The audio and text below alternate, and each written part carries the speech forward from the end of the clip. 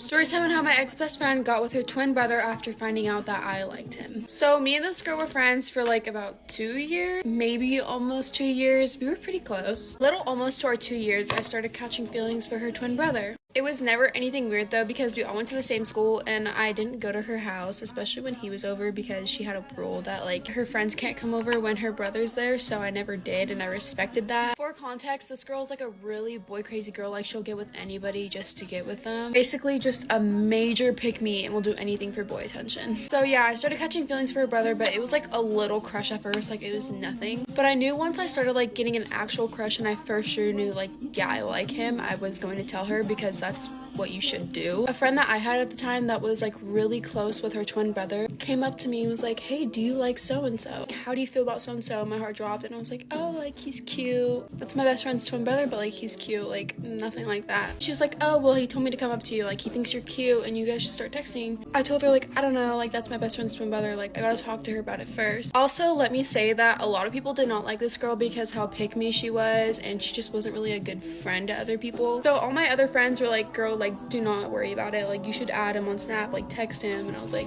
you know what, okay, it's just Snap. So they talked me into it. So when I got home, I added him on Snap. At first it was like really nothing, it was just snaps, and then like a week later we started like texting a lot. As soon as we started like texting a lot, I knew like, okay, this is my time, I need to tell her that I like her brother, because I can't not tell her, because that's the right thing to do. If you like someone's brother, you should tell them immediately as soon as you know for sure. So one day we're hanging out at school, just us, and I tell her the news. I'm like, hey girl, like I like your twin brother, and it's okay if you don't like that, like I'll stop, but I'll stop talking to him. I just want to know like how you feel. Mind you, this was a very calm conversation, and she literally blew up and was like, oh my gosh, that's disgusting, why would you do that? I was trying to calm her down and I was telling her like, no, like I was told you liked me first, like it was just Snap, like it was nothing that big of a deal, like we were just snapping and we just started texting a little bit. Like I was just telling her everything. She didn't care, she was just still yelling really loud. And I told her, I was like, I immediately told you after I knew for sure that I liked him, like I didn't mean to make you mad or anything. She told me, she was like, I can't believe you'd like my brother, like that's disgusting, we're not friends anymore. I didn't mean to like betray her or anything, like I still told her as soon as I knew for sure. So immediately after she left and the school day ended, she blocked me on every single thing, and we haven't talked for like 3 weeks at this point. And I get a Snap friend request from her, so I'm like, okay, let me just accept it. So I immediately get a Snap, and it's her and her brother, and she's holding her brother like this, smiling, which was nothing like crazy, I guess. So I just snapped her back like a blank snap. And the next snap is a picture of her and her brother kissing. So and I went on the chat and I said WTF, and then she immediately blocked me. So we had school the next day, so I went to school and I told one of my friends, I'm like, guess what happened? So she immediately went up to her and she's like, yo, like you were kissing your twin brother? And she's like, yeah, I did. My brother did the same exact thing, like they admitted to it, and they did not care one bit that they're literally siblings. Twins, by the way. And the whole school immediately found out, and then like a week later they left school, and we haven't heard from any of them since. Literally no one has heard from them at all. So yeah, that's what happened. But yeah, that's my lore, so comment down below if you guys want more story times. I love you guys so much. Bye. Imagine somebody knowing all of your deepest, darkest secrets, and then making a fake account online pretending to be you and telling absolutely everybody that you know everything. Every friend, every family member, and these secrets are secrets you never wanted to get out, secrets you've never told anybody. You're telling all of your friends and family that they're not true, these are all made up lies, but deep down you know that they are true, and you have no idea how somebody's found them out, and that is scaring the life out of you. And then about 6 months into this secret spilling saga that somebody is playing, you come home from work early and you notice that your husband's car is already home, which isn't normal. He normally gets home at least 2 hours later, but he hasn't said anything to you, and that's fine because you haven't said anything to him about coming home early either. So you sneak up to the window to have a little peek at what he's doing whilst you're not home, and you see him taking pictures of your diary, which you hide under your side of the mattress, which contains every secret that you have. Now, considering the turmoil I was going through with these secrets being exposed, these messages being sent to everybody, I was calm. I was surprisingly calm when I saw my husband taking pictures of the pages of my diary. But instead of confronting him, I wanted to leave him no option but to just fess. I wanted him to acknowledge everything that he had done. And I wanted him to be forced into a position where there was no way out. So that night, when I got in bed and started writing in my diary, I wrote about this awful, dirty affair that I definitely was not having. And I also wrote about how I suspected my husband's sister of being the secret snitch. Because you see, my husband loves his sister. and I mean really loves his sister. He would never have a bad word said about her, so if the affair doesn't make him fess up, he surely has to say something about me thinking it's his sister. Radio silence for a whole week. I heard nothing. My friends and family didn't get a single message. And I was shocked because I was thinking, is he just not going to say anything about me thinking it's his sister? Because I'm sure that would affect him more than the affair anyway. But he just said nothing, so I thought maybe it's over. And that's when I started to think about, obviously I can't let him get away with this, I still need to confront him, but how am I going to do it? And then the final message drops. Everyone that I know once again received a message about me, about the affair, which obviously wasn't true, and I told everybody it's not true, as I had been telling everybody about the things that were true anyway. But then what followed it was something that I did and went through as an early teen. Something that I regret every day, even now. Something that I had never shared with anybody. Except my diary, obviously. Now everybody knows. And that is when my family told me that they were disowning me and wanted nothing more to do with me. Well, how did you do this then? Oh, I lost the plot.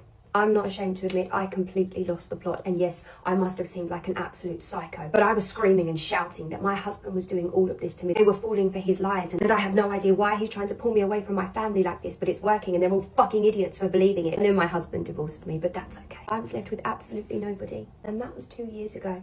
And would you believe that not one bastard has spoken to me since? Which brings me to today, when something very interesting happened this morning. You see, I've got a friend who still has all of my family on Facebook.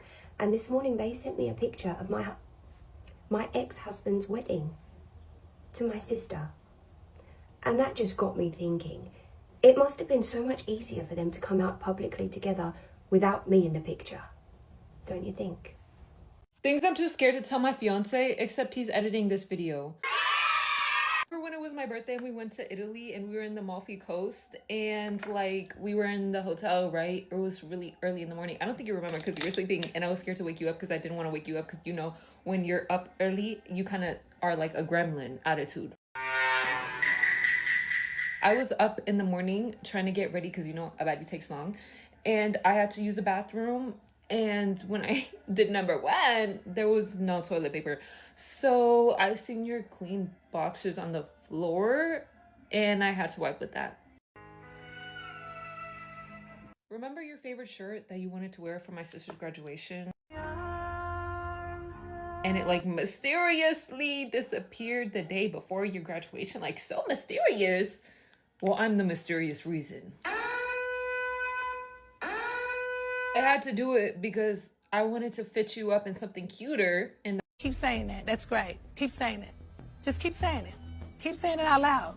And maybe you will convince. That's why we got you a polo shirt. So please don't come for me. I mysteriously got into the pile of donating, and it's donated, and now another baddie is wearing it.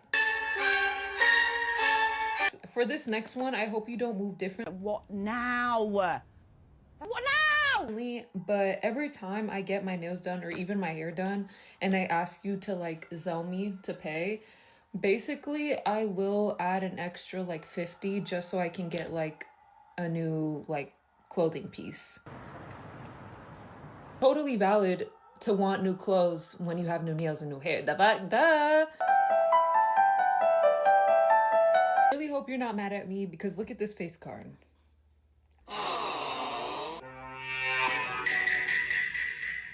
I exposed my roommate's affair and now she's threatening to evict me. At this point, I don't know if I'm in the wrong or if she's just genuinely insane. I've been living with my friend, let's call her Brooke, for about 8 months now. I've known her since college and she's always had main character energy in the best and worst ways. She's very dramatic, very loud, very chaotic, but usually a nice girl. For the past 6 months, Brooke has been dating this guy, let's call him Andrew. And he is the sweetest boy I've ever met. Honestly, I don't really understand how they work because she is a lot and he kind of barely speaks. And even though Brooke is a chronic oversharer, for some reason, when it comes to her relationship with Andrew, she's weird about it. Like, she won't answer questions. She's just always very vague, which I always found odd, but I was like, okay, to each their own. Okay, so flash forward to last week. I'm working from home and Brooke is at a brunch with one of her friends when I hear a knock at the door. So I go to open the door and standing there is probably one of the hottest men I've ever seen in my entire life. Like, he was tall, he was buff, like actually looked like a model. I was like, who are you? I think you have the wrong apartment, but I'm not mad that you're at the wrong apartment. But then he immediately hugs me and he's like, oh my gosh, it is so good to finally meet you. I'm here to surprise Brooke. And then he just walks into the apartment like he owns the place. I was like, wait a second. Nice to meet you. Who are you? He walks right into Brooke's bedroom and is like, she is gonna absolutely freak out when she sees me. I was like, yeah, I'm freaking out a little bit. And at this point, I just have to ask him. I'm like, I'm so sorry. I don't want to be rude, but who are you? I have no clue who you are. And he looks at me so confused. He was like, what do you mean you don't know who I am? I'm Brooke's fiance. I'm sorry, her what? Her who? And I'm immediately really freaking out at this point because obviously if my good friend and roommate Brooke had a fiance, I would know about it, right? Right? So I think that something is not right with this guy. And I tell him, listen, I'm gonna call Brooke's boyfriend right now because I just don't really feel comfortable and I'd actually prefer if you left my apartment. And he looks at me, he's like, what do you mean her boyfriend? I was like, her boyfriend that she has, who's not you. And then I'm like, if you don't leave, I'm gonna call the police because this is not right. And he's like, no, wait. And he pulls out his phone and starts showing me all of these photos of him and Brooke together. He shows me the proposal photos. I was like, wait a second. So I'm texting Brooke over and over again. I'm like, get home right now. Your fiance's here. And she's reading the text and not responding. And eventually, Andrew ends up getting to our apartment because I had texted him about the situation and he showed up. And at this point, it is like the Spider-Man meme. The two men are just looking at each other. They're like, no, I'm with Brooke. You're not with, I'm with Brooke. They're not getting it. And I'm realizing at this point that she has cheated on both of them. Finally, Brooke gets home and she is already in tears. And then the three of them are all arguing with each other, talking over each other, trying to figure out what was going on. And I just went to my bedroom because I was like, okay, this is none of my business. After about 2 hours, Brooke comes into my bedroom and she is screaming at me, telling me how I ruined her life, how now the wedding's off, how Andrew broke up with her, and how it's all my fault because I told her fiance that she was cheating on him. I was like, wait, I'm sorry. I'm the villain here? Well, I didn't even know it was your fiance. I thought this was a random man. I had no clue that this was actually your fiance. So what did I do wrong? And because her parents own the apartment that we're living in, she's threatening to evict me. She's like, I don't want to live with you anymore. You need to pack up and get out. I was like, and go where? And go where? I thought that she was going to be mad initially just because of all the heightened emotions and then apologize to me for blaming me. But nope, it has been a week and she's still refusing to talk to me and still telling me that I need to get out. I didn't think I was in the wrong, but now she's making me reconsider that. Like, should I just not have said anything? I don't know. But things in her sticky love triangle are continuing to get more and more insane. So if you want that update, let me know. Am I the asshole for ending my 6-year relationship after finding out they cheated during the time of losing our son? For context, this happened a long time ago, but I still get hassle and grief from other people telling me I was wrong for what I did, so I'm wondering if maybe I really am the asshole. Me, 30 female, and my now ex, 45 male, met in 2019 and were together for almost 6 years. I had a child from a previous relationship who was 13 months old when we met. The biological father was toxic and narcissistic and was in and out of my son's life from the very start. When I got together with my now ex, as my child grew, he looked at him as a father figure. I was happy with this, and so was my ex. There was cheating happening from early on in the relationship. The first time it happened was a year in, and he swore it was a one-off thing and it was brief. For context, it was all over messages. They never actually met up in person, and the woman involved clarified this. Jump to May 2022, my son got sick out of the blue one day, and my whole world got turned upside down. He was diagnosed with a rare and deadly brain tumor, and sadly, nothing could be done, and he was given max 2 years to live. During this time, I found out there had been more cheating. Again, it was messages, etc. But I know my ex saw these people due to them being friends, and what he does for work, he's a tattoo artist. We split, as I couldn't take it and I wanted to focus on the time that I had left with my son. After 8 months, we got back together, as during the time apart, we still hung out, spent time together for the sake of my son and us wanting him to have us both there for the time that he had left. In that time, he did show me he had changed and it was a mistake, and he promised it wouldn't happen again. Skip to September 2023, and sadly, my son passed away at the age of 5. Am I the asshole for ending my 6-year relationship after finding out they cheated during the time of losing our son? A month later, just after the funeral, I found messages myself of my ex talking to a couple of women and arranging the times she came over to our place and having sex in my bed. This happened during the time that my son was sick. When I first brought it up, my ex denied it all, told me it wasn't like that. They didn't even sleep together and I was reading it wrong. I knew I wasn't because it was there in black and white. He eventually admitted it and apologized a lot. I was at the worst part of my life, and I guess I stayed because it was familiar. I had just lost my son, and I guess I didn't want to lose anything else. We kept arguing over and over about it, and one day he turned around and told me I need to just get over it and let it go. That I have no right to keep holding it against him, and I'm not worth it if that's the case. So I left. I packed my stuff, and I left without saying a word. The moment he started blaming me and telling me I'm not worth it due to his actions was all I needed to finally push me out the door. To this day, I'm apparently the asshole for leaving at such a hard time, that I was walking away during his suffering and that my son wouldn't be happy that I walked away and left his daddy. I did everything possible for my son and his happiness. I stayed in a situation that I didn't deserve to be in so that my son could have mommy and daddy there for that last part of his life. All I cared about was giving my son everything. And when he passed, I know I did exactly that. I know my son wouldn't want to see me in pain, nor would he want to see me mistreated. But for some reason, I can't help but think that maybe I did let him down when I walked away. Maybe he wouldn't have been happy. So could anyone shed any light on this for me, or bring me a little comfort that I did the right thing in the end? Or am I really the asshole? Not the asshole. I know it's hard to leave a relationship, and I know that it's like, that's gonna happen. People are gonna stay in relationships, but if you're listening and you've been cheated on, leave. I think I'm in trouble.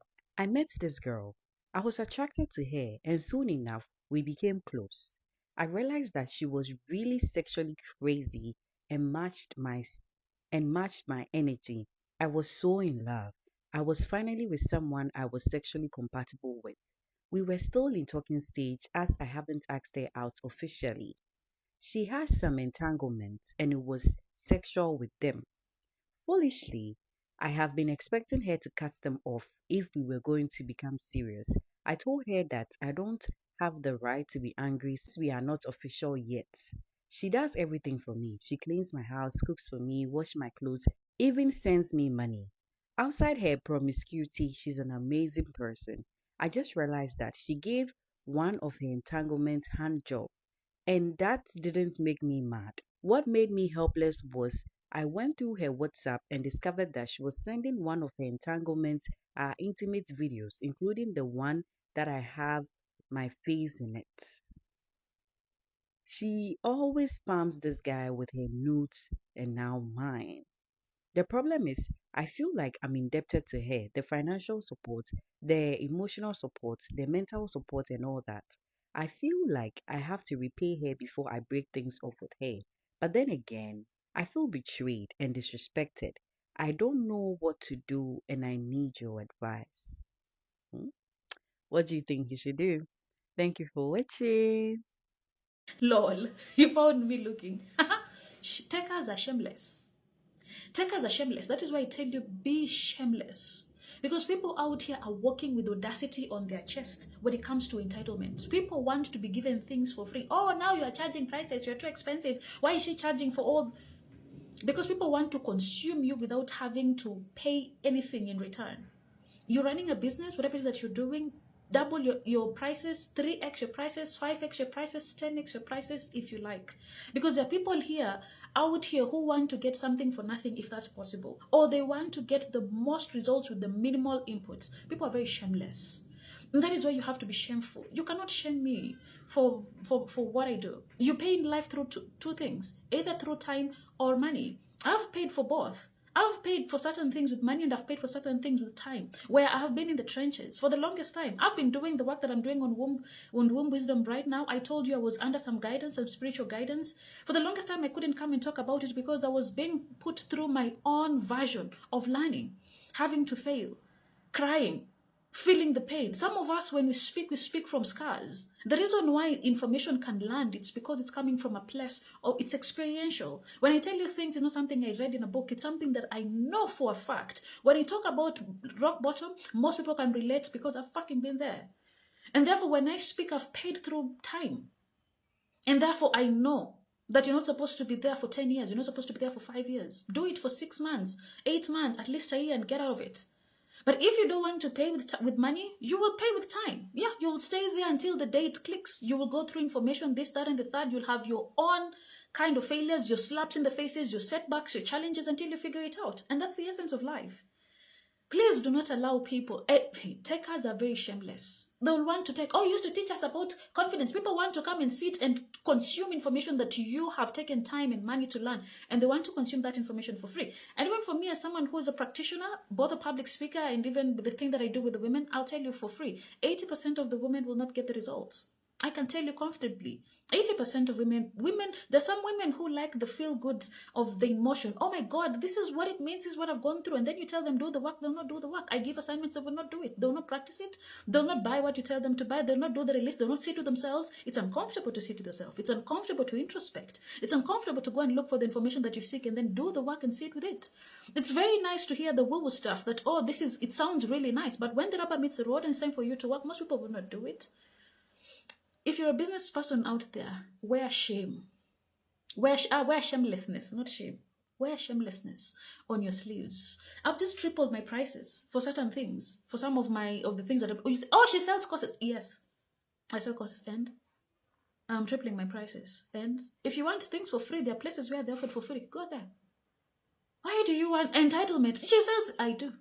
And what are you going to do about it? There are people who will still patronize me because I don't sell to the 90% of people. 90% of people that I speak to here will not buy from me. It's the 10% who will buy, or the 5%, or the 1% who will actually buy, because I have screenshots for days of people who've come to my sessions. One session. I don't need to I can have a 6-week public speaking session and people just need the first class, and from then on, they can go figure it out. I can even, my Miss Upton, we might not have consistency in terms of, because life has happened to my students, has happened to me, but people join once or twice and they're like, I'm good to go. I don't even need, I've had so many students who've come to my sessions, but by the second one, they're like, I think my problem is solved. I don't need the 6 weeks. This second session, I figured out what my problem is. So many of them.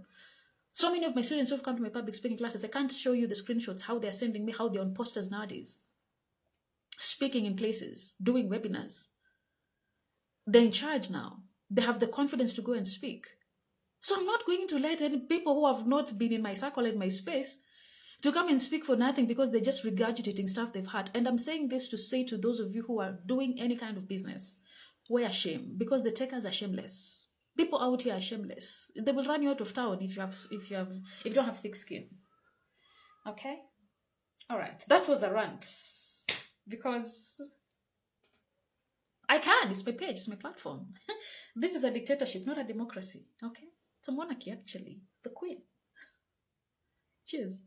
I want you to go to Amazon.com and I want you to search everything that could possibly come to mind. Everything that you want and need, you add it to your cart. And if you can't check out right then and there, come back and explain to me how the fuck you're mad at people that are terrified of losing their SNAP benefits because they won't be able to feed their fucking family, instead of being mad at literal fucking billionaires. You don't even have enough money to clear out an Amazon cart, brother. You know how many times a fucking billionaire, the same people whose balls you've been fondling every time you defend MAGA, Donald Trump, and the fucking like, you know how many times they could fucking clear out your Amazon wish list 10 times fucking over? You know how many times they could put food on the table of families that are struggling to put food on the fucking table? No, you're not mad at them. You inhale the same propaganda bullshit they're telling you to, and then you hop on the internet and you go outside and you get mad at everybody because you claim that it's just lazy people who don't have jobs that are mooching off of the government, getting SNAP benefits to buy Oreos and Dr. Pepper and shit. You know how fucking stupid that sounds? You know how fucking dumb that sounds? You think that your taxpayer dollars are being misused by the government and going to lazy people that just want to eat junk food and not fucking work. You're so fucking stupid to believe that shit. But you won't say one goddamn word to the fucking multi-billionaires. I don't even think your brain can compute how much goddamn money that is. Oh, well, we know it's not their fucking checking account balance, dumb bitch, but it's still their goddamn net worth. And you're so conflicted about owning the liberals, you idiotic motherfucker, that you would rather look at a fucking struggling family, mind you, veterans, mind you, fucking children, mind you, a lot of people who can't fucking work are receiving SNAP benefits just to fucking eat. God forbid they want some fucking Little Debbie snacks instead of what, crackers and sandwiches 24/7, you weird bitch. Some of y'all are quite literally like, oh, SNAP benefits are for survival purposes. So what, you want fucking protein shakes and rice, bitch? Like, what the fuck do you expect these people to eat? What are we saying? Y'all have such anger towards poor people or people that are struggling or people that are less fortunate than you. But then when you go to achieve your wildest dreams or even the next step towards your goal and you realize that there's a dollar amount there that you got to work towards getting before you can go to the next step, you won't get mad at the fucking billionaires who could run circles around your fucking financial plans and the shit you need funding for. You won't get mad at them for all the corruption and shit that made them fucking multi-billionaires. Instead, you rather lick their fucking balls and say some shit like, oh, well, we need billionaires to drive business. Okay. We need rich people to drive business. Go ask your boss that's making $200,000 plus annually for a raise. And even if they fucking give it to you, tell me, does that raise thrust you out of the fucking middle class, you weird bitch? You're defending people that don't give a shit about you. Don't give a fuck about you, dog.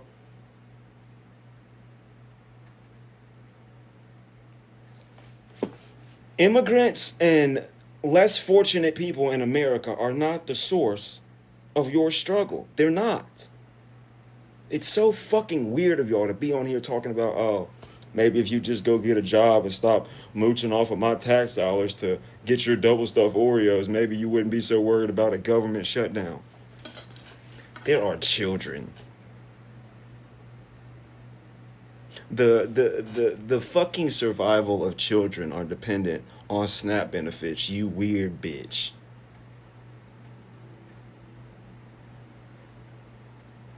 If all your evil Republican MAGA cultish dreams come true, how do you benefit? People suffer? Is that your, like, God, I fucking hate y'all. I fucking hate y'all with the passion. A restaurant skip. Hi, welcome to restaurant. My name is Courtney. What can I get you to drink tonight? Do you have any red wine?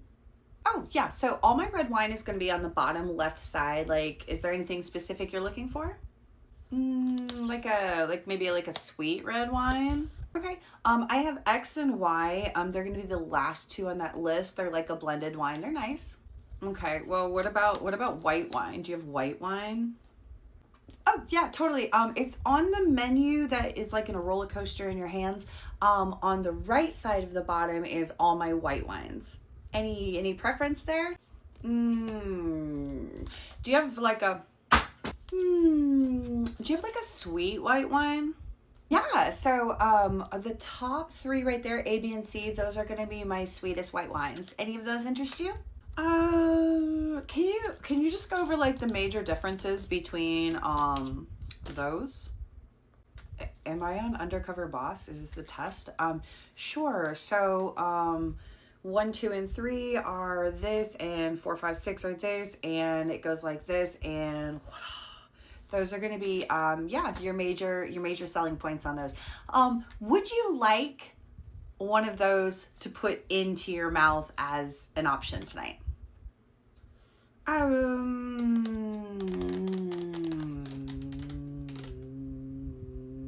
I'll take a water. That was a fun side quest we did. So, okay, I will be right back with this water. All right, here's your water, sans grapes. Are we ready to order? I have questions. Something deep inside my soul told me you would. So, what you got? So, I see you have 3 kinds of fish. What's that like? What's it like to have 3 fish on the menu? It's nice to be able to offer a variety. Do you have a specific question I can answer? Yeah, like when they're in your mouth, what do they feel like? What do they taste like? What's the differences between the 3 like when you eat them? These are the most weirdly specific, vague questions I've ever been asked in my life. Mouthfeel, they are typically, I categorize in a flaky or a steaky. So this one's going to be a flaky, this one's going to be a steaky, and this one is right down the middle. As far as taste, this one is mild, this one is a little more fishy. Does that answer your question? Kind of, and also not at all. So, I think I'll just get a chicken sandwich. So many questions about things we don't order, but then when we do, nothing. I'll be back. All right, here is your check. I can take it when you're ready. This has been memorable. Okay, thanks. Here's my card. Real quick, just before you run this, I just need you to know one thing. You could give me $100,000 right now and I would have zero idea what you're about to say. So go ahead. Yeah, I just wanted to tell you the carrot cake was awful.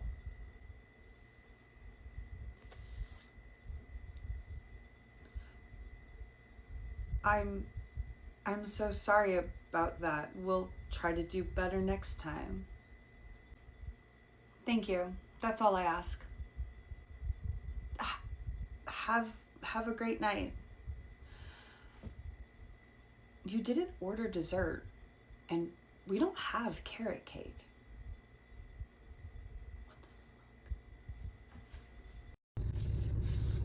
So there's a lot of talk about detachment, right? And what detachment results in, right? Whether it be, being sovereign, or manifesting, right? Be detached from the outcome. Be detached from societal standards or whatever it is, right? But it must be noted that detachment doesn't mean you don't care about something, right? Many people don't really understand what that means because people think they have to have like a nonchalant or a I don't care attitude. And that's, you care about what you want. So to feel like, well, I don't care if I get it or not is crazy. Being detached means to remain grounded in your reality, right? And you expect more. You should expect more. You should expect things, certain outcomes. But it shouldn't cause your detriment or demise if you don't get it. You should never be in that space. That's survival. If you don't get something, you fucked up. Right? Whether it be financial survival, spiritual survival mode, emotional survival mode. There's many different survival modes. You shouldn't be in a space where if you don't get something, you fucked up. A lot of people are in survival mode. So it's not about not caring about a thing. It's about not being in survival mode and manifesting from a place of abundance, right? So a rule of thumb is to never get comfortable, right? I remember a young lady said to me on Facebook a couple of years ago, she hopes and prays that I can find a man that can, I can be comfortable with. Because that's what women do. Women hope to find a man so that they can opt out of life. That's why women want to be rescued from life. And anything other than that is struggle, right? And so women don't understand how a woman could want to work or like to work or have their own or always be grinding and doing her thing, because most women want to opt out of life. And they want to do that by way of men. And women will come up with all kinds of reasonings, right? One is, I'm high maintenance, I deserve. A lot of women are not high maintenance. A lot of women are struggling and they can't afford to pay their bills. They can't afford to live. They can't afford a lifestyle that they think a man is going to give them. It's not that they're high maintenance. A lot of bitches ain't really about nothing, right? Or they'll say things like, well, his money is better than my money. I don't have to spend my money. Yes, because you don't have it to spend. Right? You're not in a space where your bills are on auto pay, or you can afford to pay your bills and have what you want. A lot of women are not in that space. So they're in survival mode. So they hold on so tight to that result of a man. They don't remain detached. And so when they don't get what they want, they're devastated. Right? Men need women, they don't need you. That is how I remain detached. Now, I could like a man, I could love a man down, all of the things. But I know he doesn't need me. I may be an asset, or I may be a priority over other women, or whatever it is, but he doesn't need me, meaning his life will not end without me. Right? If I decide that I want to take my talents elsewhere, it'll be over and his life will go on, and he'll find another woman, or he'll lock in with a woman he's always been entertaining with me, or whatever it is. Right? And another way I stay detached is I'm not friends with my man. If I'm with a man, we're not friends. I don't fuck my friends. Right? And if and when the relationship ends, that's where everything dies there. There's no communication, there's nothing. This is one of the reasons why I didn't have more children. Right? Why I never really built a life with a man, because once I cut things off, that is it. There's no coming back. There's no friendships. There's none of that shit. I'm not friends with people that I sleep with or have slept with. It don't work that way. I don't do that with women, and I'm not doing that with men. You can have expectations and desire things and still remain detached. I want a thing, right? I really want a thing. But what I have now, I'm grateful for, right? I'm going to get more and I desire more, but I'm not in a space where if I don't get it, I'm going to be destroyed. That's a lot. That's where, especially when it comes to men, that's the place women are in. That's why it's so devastating when you realize that your man may be attracted to other women, or you find out that he's dealing with someone else. There's the betrayal there. I'm not denying that. But a lot of times it's not that women feel betrayed, it's that they feel like a man should not want more than them. It becomes a competition. It becomes a blow to their ego. They say it's betrayal because that sounds good, when it's really just, why am I not good enough? Right? Knowing that you are not the exception, that a man is with you for whatever reason, knowing that he don't really need you. And a lot of times, if you remove you out the situation and put someone else in, do the same shit you do, he'll love her too. Like, a lot of this shit really don't be that deep. And when you detach yourself from all of that and just really just be there to experience the person, the shit will be a lot easier. I'm not attached to none of this shit, because a man could wake up one day and be like, I don't like you no more, I like her. And guess what? My life will continue to go on just as it is, because I'm not attached to a man. Detachment is also expecting people to be who they are, right? Understanding that people are only human, right? I don't really expect much from men. I don't think men are capable of a lot of things. Not that they're, inferior. They're capable of things, but they're not capable of what women want them for. Men are here for companionship and reproduction. And for many of you, they're here to help you survive. That's not my story. I don't have to live like that. Right? And the less you need, the more detached you can be. I believe that's why men always keep women around, so they don't get too connected to one person. Men operate the way they operate too because they're guarding themselves. That's another side of a whole different conversation. Men are not as strong and resilient as women think they are. they are weaker than us in a lot of ways, right? And so there's a lot of ways men have that I just what it is, right? And when I peep shit, that's what it is. And then I decide if I want to participate in whatever the person got going on. If I don't, then I take my talents elsewhere, or I just don't even acknowledge it. I'm not building my life with a man. I'm not looking for a husband. And if I decide that I want a husband, then I'll put myself in positions to get a husband. It's really that simple. Like, don't be attached to just one thing. Life can happen in so many different ways. Women just be married to one fucking thing. And then when you don't get that one fucking thing, you're devastated. That's survival mode, and that's too much attachment. Never get comfortable with people. You don't have to be on defense, but always be prepared. People can betray you. People can lie to you. People can cheat, right? People can try to destroy your character, your reputation. People are not above a lot of this shit. But again, women operate from a very fantastical view of life. I don't push shit past nobody. As I said, I don't believe 95% of the shit that comes out of a man's mouth. And I could be kissing him in his mouth, and I don't believe the shit that leave it.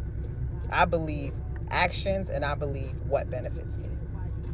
If you say you're going to do a thing and you don't do it, that's what I believe. I don't believe what you tell me, because men could tell you anything, right? And friends.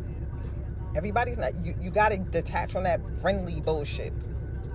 Keep motherfuckers on their toes, because you don't know how people operate outside of your presence, right? Friendships, what is a friendship to you? Friendships are important to me. It's connection and shit, right? And then there's relationships. The two don't merge. I don't fuck men. I fuck a man, and then next we're friends after we decide we can't fuck no more. Because that friendship is that connection. Now we're friends. Now you doing shit that usually a wife or a girlfriend would do, because you're still friends and you feel some type of obligation because that's my friend. Nah, there's nothing. Don't even text me how I'm doing, because it doesn't matter to you. And then if it's another man in my life, I'm not explaining why my old man is texting me how you doing. It don't fucking matter. Right? So detachment is a lot of things, but it doesn't mean you don't care, or you shouldn't want anything. Nah. Is that you still good regardless of the outcome. Hi, Rami. Kindly keep me anonymous. I want to share my story and also create an awareness. When I was with my ex, he showed some red flags which I turned a close eye to because of love. He used to steal my money from my purse anytime I sleep over at his place. He would wait for me to sleep off, then he would open my purse and take my money. I saw him do that several times, but I didn't confront him because, once again, I was stupidly in love. He would take my phone and send money from my account to his account, and afterwards, he would delete the transaction message from my phone while I was asleep, and he wouldn't tell me anything about it. And mind you, I didn't even know he knew my password. I only noticed my balance was low when I tried to withdraw money from my account, so I had to request an account statement before I noticed he did the transaction. I asked him about that once, and he gaslighted me, saying why would I think he would steal from me, and that he told me about it, but I was so sleepy I wouldn't remember. Once again, I let it slide because I was stupidly and foolishly in love. Rumor had it that he stole from his friends several times. He stole phones and money from his friends and other people, but I turned a deaf ear to it because once again, I was in love. He would contact my best friend and tell her that he's going through a very difficult situation and that he needs some money to solve it. And yes, my best friend, thinking it's okay to help my man, she also goes ahead to send him money, not once, not twice. And he would come to me with the same line that he's going through a difficult time, so he needs some money, and I'll also go ahead and help him. When we go out, he would never pay for the ride we would take, neither would he pay for the expenses. I did all that out of the love I thought I was in. He would borrow money from me that he would pay back, but he would never pay, not once, not twice. But I didn't bother to ask him because I thought it wasn't a big deal if my man borrows money from me without paying. One time, I was a bit stranded somewhere. I needed to book a ride and I asked him to send me 90 cedis. Well, he did send it to me, and guess what? He took it back days later. We could plan a weekend getaway and he wouldn't bother paying for the hotel or lodge. I would pay and also take care of all the meals we'll have while at the lodge. So basically, all he does is show up with no efforts. One time, I intentionally told him I was hungry and I don't have any money, but I want to eat noodles, so if you could get me some. This guy changed his mood for the whole night because of noodles. Shaking my head in embarrassment. He did get the noodles, but I bet you if you see the noodles he got for me, even your pet wouldn't eat that noodles.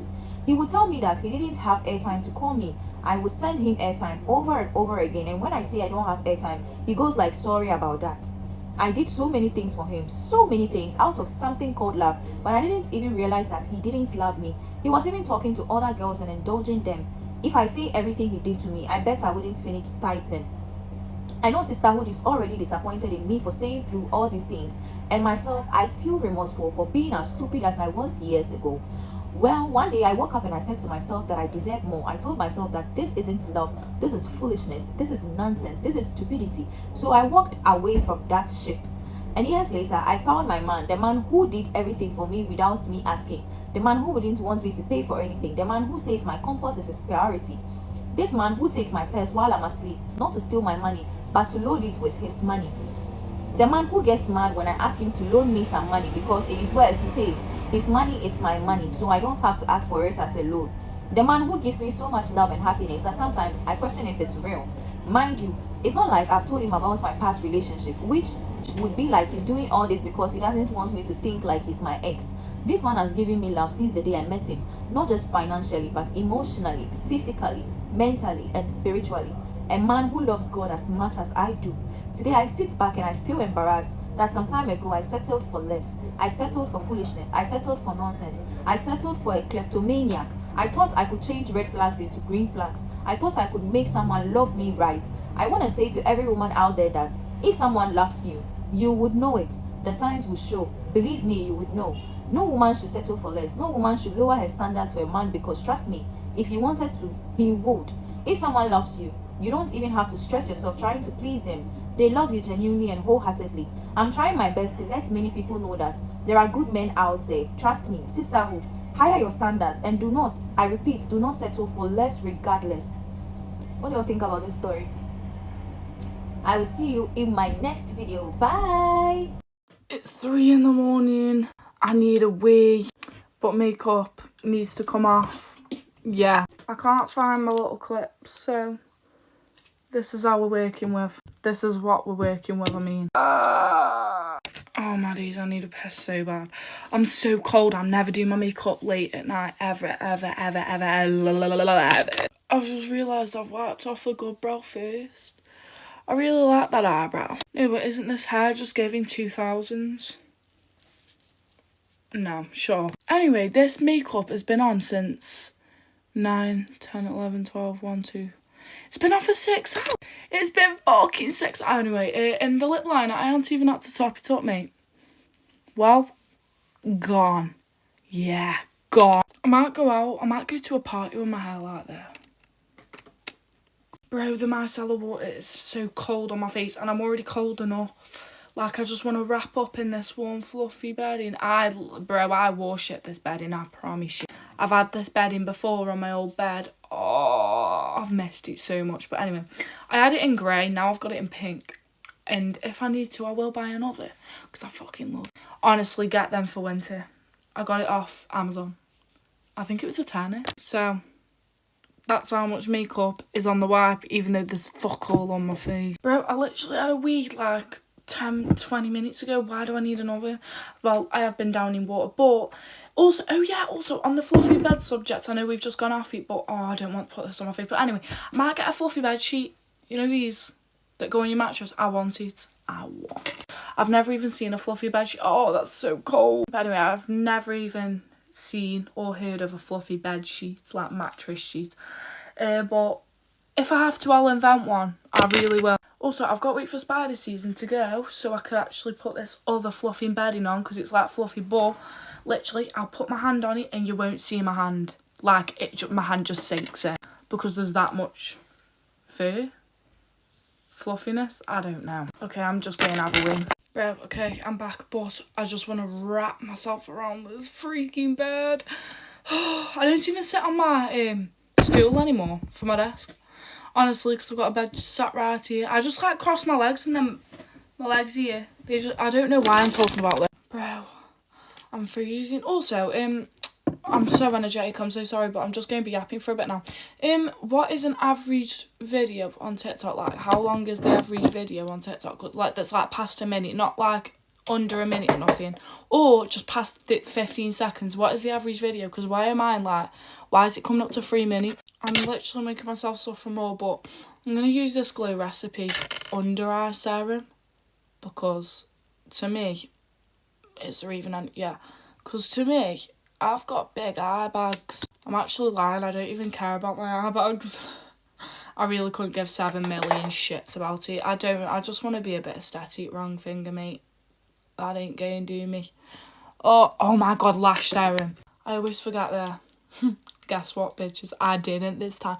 No, because to me, I feel like it like strips off my eyelashes. That's just gone on my eyeball. This eyelash serum, 40 quid. £40. 40 British pound for an eyelash serum. And you want to know one thing? I've got no eyelashes. Yeah. Oh, I'm so energetic. No, I ain't got no natural eyelashes. Like, bro. It's not doing me okay, wait. Okay, I've just put moisturiser on. Oh, I didn't even record me putting moisturiser. Oh, this is a fire hairstyle. Anyway, I didn't even record me putting a bit of moisturiser on, but I've rubbed it, and mate, it's time to get in bed. I'm sorry, yeah, but fuck off. Turn off, bitch. Turn off. Thank you. I'm so cold, bro. What the fuck? Join the live and comment LeBron James. I caught my wife cheating 2 months after our wedding, and I don't even know where to start. I, 32 male, got married 2 months ago to someone I thought was the love of my life, 30 female. We've been together for almost 4 years, before tying the knot. The wedding was beautiful, emotional, surrounded by family and friends, and I really believed it was the start of everything we dreamed of. Then last week, everything shattered. I found out she's been seeing someone else. I didn't go looking for it. I saw a message pop up on her phone, and my stomach just dropped. When I confronted her, she admitted it had been going on for months, even before the wedding. I can't explain the feeling. Anger, disbelief, sadness, it's all hitting at once. What hurts even more is knowing how much I gave to this relationship. I built a business, a home, a future I thought that we would share. She moved into my house before we got married, and now I can't even look at her without feeling sick. I don't care about the money right now. I just feel betrayed and completely lost. 2 months of marriage, and I already feel like the life I built has fallen apart. I just needed to get this out. I caught my wife cheating 2 months after our wedding, and I don't even know where to start. The top comment says exactly what I was thinking. Get an annulment, because this is so early on in the marriage, and unfortunately you had to figure out after you got married, but it's just not worth staying in a relationship with someone like that. It's not worth it. Nothing could ever be worth it. And I know that it's going to be so hard and a lot of work and self-growth to get over this kind of situation. But someone said, act quickly. It's a special kind of garbage person to marry someone while carrying on an affair. There is no way you can trust her moving forward. No, this makes me think of like that story, which this one is way worse. But have you guys heard of, it's been a while since this case has been going on. I think maybe, I don't know, it's been pretty much all year that it's been going on. But Christina Formella, she is 30 years old, and she'd been in this relationship for a while. But during the relationship, she started up a obviously non-consensual relationship with a 15-year-old, one of her students at the school that she works at. When an elderly person tells you something, you listen. You don't force yourself to find out yourself. Story time. This is a story of a girl that met her untimely death because she didn't listen to advice. So this girl grew up in a town, let's call her T. T was a student and she was around 18 years old. And T was living a very promiscuous life. She doesn't listen to advice as usual. She talks to her mother anyhow. If you're a mother and you try to say something when she's talking, she will even threaten to hit you. There was one time she hit her mother and she ran out of the house. And she didn't come home for 2-3 days. When she came back, they realized that she was with a man. The mother would always try to correct her child. But her grandmother, you know how some grandmothers are. The grandmother, no, no, so the grandmother will not allow the mother correct her child. She was like, she's doing too much. She's just a child. She will grow. At 18 years, where was she going to grow? They already have a tradition in their village that particular river, you don't go there when you are in your menses, and you don't do any unclean thing over there. She is aware, and she didn't listen. She went there one of the days, fantasy with her boyfriend, and they did the deed close to the river. For some days, she started falling sick, and she wouldn't speak. She's always pointing at something. She keeps pointing at something. They don't see what she's seeing. She alone knows what she's going to do. But what kind of fantasy will take you to a place where they said nobody should go? You feel like there's nothing there, so let me go and try and see. And now they went to a native man. The man had to treat her, and when he was treating her, he realized that he has offended the gods. Apparently, the time they were doing the do, one of the deity was bathing at that time. So the deity bathing and you fornicating close to the river offended her. It was a woman offended her, so she put a curse on her, and that curse is supposed to buy her. So right now they had to do a lot of sacrifice. If they are not able to do the sacrifice, they will die. Her parents, her mother was poor. Now the grandmother was the mother was blaming the grandmother for indulging her because she never allowed her correct her daughter. They couldn't meet the deadline, so the girl passed away. Sometimes they advise you, you don't want to listen. Oh, curiosity kills the cat. Let me do and see what will happen. Listen to advice and you will live long. So the only way you can get wisdom or you can get guidance is through silence. There comes a point in life where your answers will come not from someone giving you the answer, but the answer coming from within. And always you've been told that the answer is coming from within, but most of you do not know how to sit in silence and listen because you're impatient. One of the things that you're supposed to do is to stay away from crowded places. You're supposed to stay away from noise. And you can do this either early in the morning and decide intentionally that for the first hour of the morning, you're just going to sit in silence there. Uncomfortable, it's the discomfort of it, your mind is wandering, but you just sit there. For sometimes you can decide to do it in the afternoon depending on how your day is, or sometimes you can be very intentional about the night. Because for me, like last night, I had so much that was going on. I decided that once I was done with my dinner, I took a shower, and for 2 hours before I went to bed, I was just on my bed, just looking at the ceiling and just being grounded. Because there are some things that I'm asking for, and I know that they're going to take time, maybe before they land. I don't know whether that's going to be a week. I don't know whether that's going to be a month.